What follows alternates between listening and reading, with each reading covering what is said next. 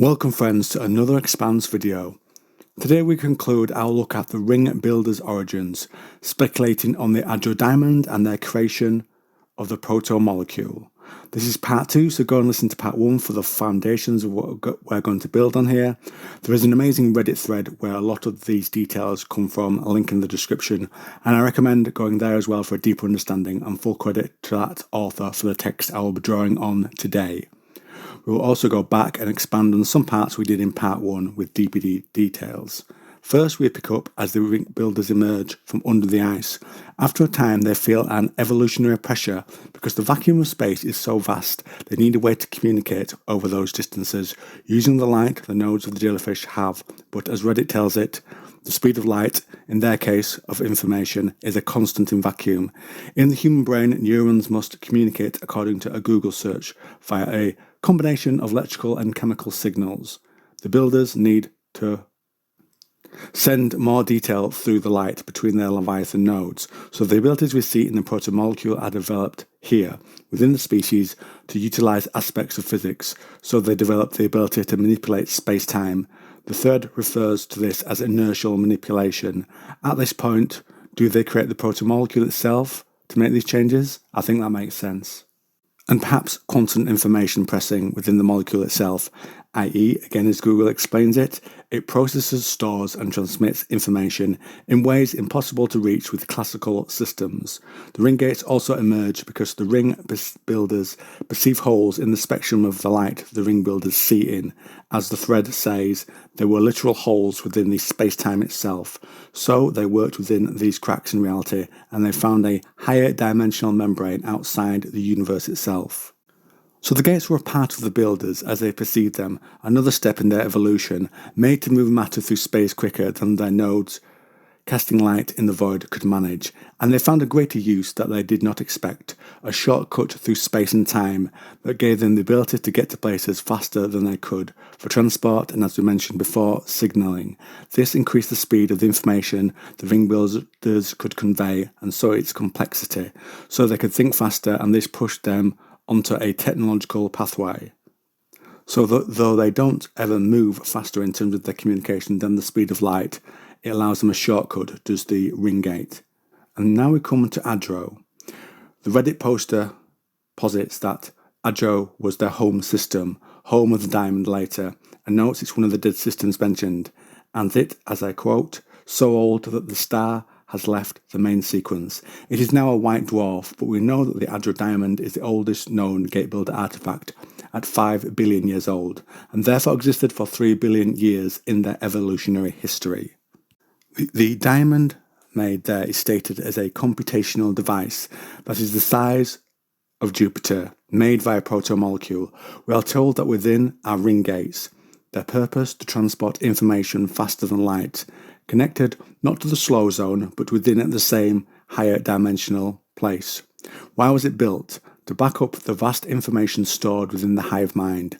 If a node is wiped out, which we know it will be by the unknown aggressors, think of what will be lost in terms of their knowledge, and also their computational capacity is the term I'll use. Think also of the dangers to them, as they still have physical vulnerable bodies. Imagine what happens to them if they're hit by a solar flare. They'll be wiped out. With the diamond there, that is not much of a worry. They then, perhaps with some of the same ideas, built the ring station that tapped into the source of energy from that other dimensional place. This lets them manipulate physics further than we established earlier with the protomolecule. From here, they sent out the protomolecule to planets that hold life-bearing worlds. And when one of those probes found life, they would then build a ring gate back to the slow zone. And we know from Cibola Burns, the novel, that all life would be made extinct in this process. But not in the normal sense. Whatever they were would be twisted and used by the protomolecule.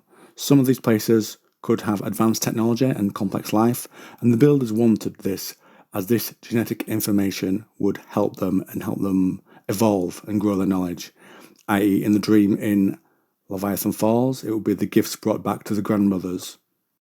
Their empire grew, and the text notes that, just as you do not view yourself as a collection of neurons, they did not view themselves as a collection of jellyfish nodes. All they made, from gates to diamond to ruined world to the molecule itself, were in a literal way part of them, and in this evolution they became more. They transcended space and time. They viewed themselves as separate from the physical universe. They saw themselves as angels of light. As the Reddit user explains, they did not have multiple bodies. They had one body. Ring Station, it was said, was equivalent to their heart. The gates to ruins and the memory structures of the diamond comprised the rest of their body and their mind, and so they continued on, system by system, world by world, expanding and growing the ring builder empire. These systems that became part of them would be used for many different things, and despite how they looked as forms, they still needed matter and energy to support themselves in the void. The gate builders carried on in this manner, and so when the Goths attacked, the Loss panicked them. Goths is another term for the unknown aggressors, by the way. They tried to burn out the systems the Goths touched, but this hurt the builders' processing capabilities, and so cornered they shut down the gates and quarantined. Their minds stored in the Adro diamond. They had a long view, and through absorbing alien life, as they had evolved, they knew what a hive mind, based on biological brains instead of light signaling worlds, would give them. It would make them more robust in the face of the aggression from the unknown aggressors or Goths, but in their current bodies they were still fragile. And that was their plan, lie dormant in the diamond until a species with biological brains emerged. The Protomolecule would continue to range around as it searches for planetary systems that show conditions for the protomolecule's emergence. Once met, the molecule would use the central replication mechanism to grow and alter, adapt according to the hard-coded central directives given to it by the builders.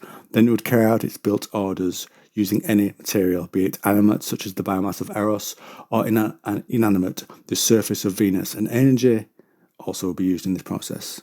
And think, time did not matter at this point to the ring builders. They're just there in the Adro diamond waiting for that one species to emerge into which they can jump. And then, when a probe finds our system, it would follow the path it always had done. It would, as the thread says, leap onto them like a parasite, manipulate them, and then link back up to the Adro diamond. The leader of Laconia's plan was to battle the unknown aggressors with a human hive mind, but it was the ring builder's plan and not what he believed. He had also being hijacked by the protomolecule at this point to return the ring builders' minds into the bodies of humanity and defeat the unknown aggressors this time. This time they would be more robust against the unknown aggressors' attacks and use weapons they had made before quarantine, perhaps those in the hands of the humans they had started building. And by that I mean the shipyard around Laconia, perhaps they'd use the weapons from there. And I'll end this with a quote from Daniel Abraham from his and Ty's Alt-Shift-X interview. And the protomolecule is once again finding a form of fast life and using its design to recreate, pulling the hive mind back out and into the world in a better form. And the last bit from Ty, the protomolecule builders have one move and they're just doing it over and over again. They just keep playing the same card.